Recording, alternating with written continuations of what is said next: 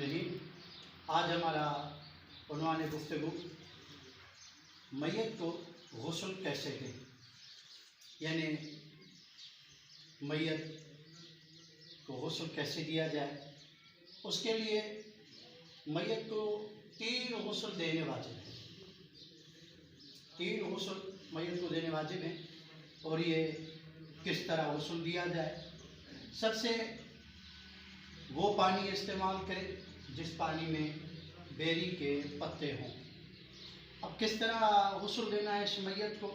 सबसे पहले हमें नियत करनी है, इस मैयत को गुस्ल दे रहे हैं वाजिब कुर्बतन इल्लल्लाह। इस मैयत को गुस्ल दे रहे हैं बेरी के पत्तों से वाजिब कुर्बतन इल्लल्लाह व तआला।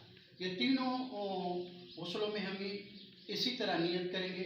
मसलन अगर बेरी के पत्ते हों तो नियत में नाम लेंगे बेरी के पत्तों से गुस्ल दे रहे हैं। अगर काफूर मिला हो पानी में तो नियत करेंगे कि काफूर के पानी से गुस्ल दे रहे हैं। अगर खालिश पानी हो तो नियत करेंगे कि हम खालिश पानी से गुस्ल दे रहे हैं इस मैयत को। अब सवाल ये है कि गुस्ल देना कैसे है। सबसे पहले वो पानी जिसमें बेरी के पत्ते हों, सबसे पहले हम मैयत के मुकम्मल इस गर्दन को धोएंगे। गर्दन को अच्छी तरह धोने के बाद हम मैयत के दाएं जिस्म को धोएंगे। दाएं की तरफ से यानी कंधों से शुरुआत करेंगे पाँव के इंतहा तक। फिर जो पानी डाल रहा है और उसके बाद जो धो रहा है, और तीसरा जो बंदा है वो थोड़ा पहलू को ऊपर करेगा ताकि नीचे से भी हम मैयत को उसी बेरी के पत्तों के पानी से धोएं। उसके बाद हम बाएं की तरफ आएंगे, दाएं के बाद हम बाएं की तरफ आएंगे। बाएं की तरफ फिर कंधों से नीचे पाँव तक अच्छी तरह धोना है, कहीं अनधुला ना रह जाए। फिर उसके बाद हम पीछे से धोएंगे ताकि पीछे से भी कोई अनधुला ना रह जाए।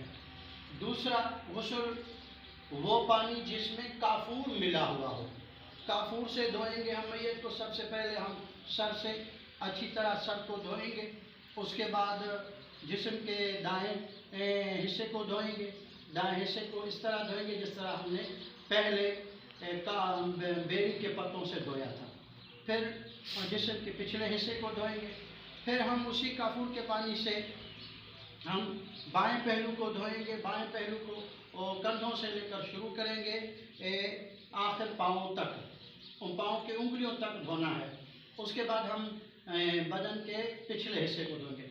आखिर जो हमारा गुस्ल बचेगा वो खालिश पानी के साथ। इस खालिश पानी के साथ हम साबुन इस्तेमाल कर सकते हैं। उस मैयत को अच्छी तरह पहले साबुन लगाना है। साबुन लगाने के बाद हम वहाँ उसके पानी डालने से पहले नियत करेंगे कि हम इस मैयत को गुस्ल दे रहे हैं खालिश पानी के साथ वाजिब कुर्बतन इल्लल्लाह। सबसे पहले गर्दन को धोएंगे। गर्दन के बाद फिर हम दाएं तरफ कंधों से लेकर पाँव की उंगली तक धोना है। फिर पीछे हिस्से वाले को धोना है। फिर बाएं हिस्से को कंधों से लेकर पाँव की उंगलियों तक धोना है। फिर पीछे हिस्से को धोना है। ये हमारे 3 गुस्ल हैं। इन 3 गुस्ल के मुकम्मल होने के बाद हमारा मैयत पाक हो जाता है। और इस 3 गुस्लों से पहले जिसने मैयत को हाथ लगाया था उस पर गुस्ल मस्से मैयत वाजिब हो जाता है। और गुस्ल देने के बाद जो मैयत को हाथ लगाएगा उस पर गुस्ल मस्से मैयत वाजिब नहीं है।